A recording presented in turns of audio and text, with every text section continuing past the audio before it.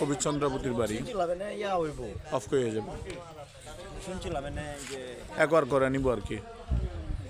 চন্দ্রাবতীর মঠগুলো বাংলা ইতিহাসের প্রথম মহিলা কবি, অনেকে আছে 1500 শতাব্দীতে ওনার লেখা বাংলা ইতিহাসের 1600 আর কি 1600 শতাব্দীর, এতে 1516 সালের ভিতরে হবে।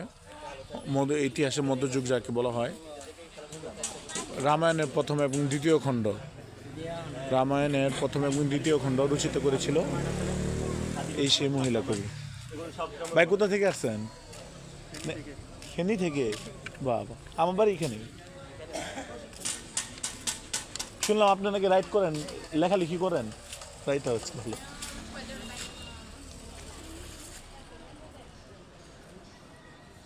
পুরো কীর্তি আরেক ভাই এসেছে ফেনী থেকে।